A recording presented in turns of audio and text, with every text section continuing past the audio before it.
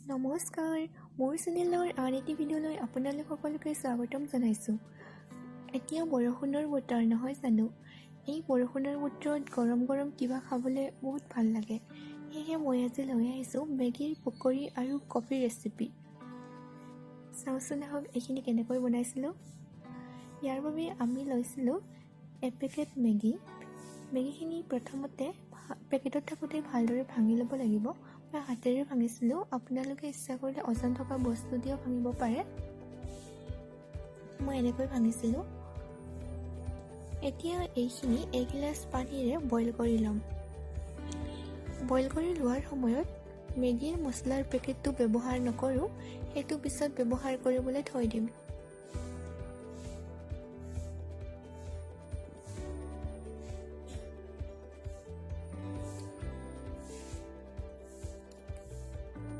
এতিয়া আমাৰ এইখিনি বইল হৈ গৈছে। এইখিনি এতিয়া ঠাণ্ডা হ'বলৈ থৈ দিলোঁ।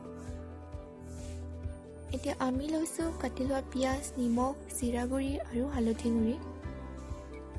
এতিয়া এইখিনি ভালদৰে সানি ল'ব লাগিব। এয়া ভালদৰে সানি লোৱা হৈ গৈছে। ইতিমধ্যে আমাৰ মেগীখিনিও ঠাণ্ডা হৈ গৈছে। এতিয়া গোটেইখিনি ভালদৰে মিহলাই ল'ম। এটা কথা মন কৰিব, যাতে নিমখ দিওঁতে অকণমান কমকৈ দিয়ে, কাৰণ মেগীৰ মছলা পেকেটটোত নিমখ থাকেই, সেইকাৰণে। এইখিনি অলপ সানি লৈ তাতে 2 চামুচ বেচন আৰু মেগীৰ মছলাৰ পেকেটটো দি দিয়া হৈছে। এতিয়া এইখিনি ভালদৰে সানি লোৱা হৈছে।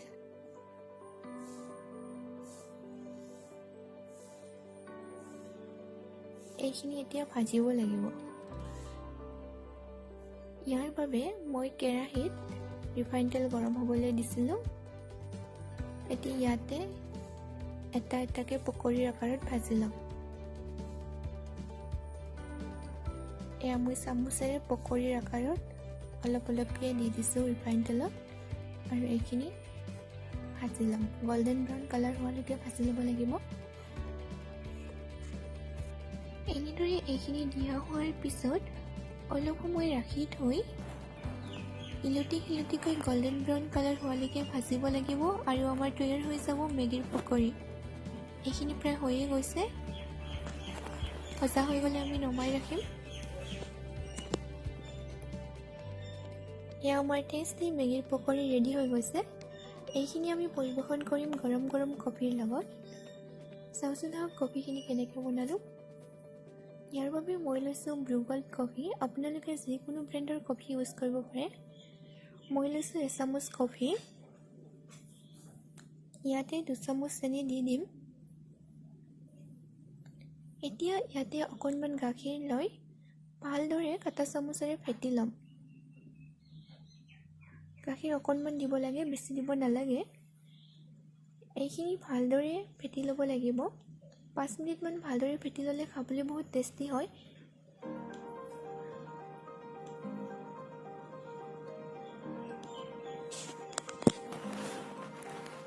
এতিয়া সেইখিনি মোৰ ভালদৰে ফেটি লোৱা হৈ গৈছিলে, সেইকাৰণে মই তাতে গৰম গৰম গাখীৰ ঢালি দিছোঁ আৰু ভালদৰে মিহলাই দিছোঁ, আৰু আমাৰ টেষ্টি গৰম গৰম কফি ৰেডি হৈ গৈছে।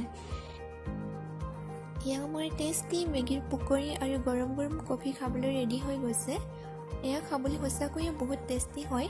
আপোনালোকে বনাই খাবচোন আৰু কেনেকুৱা পায় মোক জনাব। মোৰ চেনেলত যদি নতুন হয় প্লিজ মোৰ চেনেলটো ছাবস্ক্ৰাইব কৰিব, আৰু ভিডিঅ'টো লাইক কৰিব, কমেণ্ট কৰিব আৰু শ্বেয়াৰ কৰিব।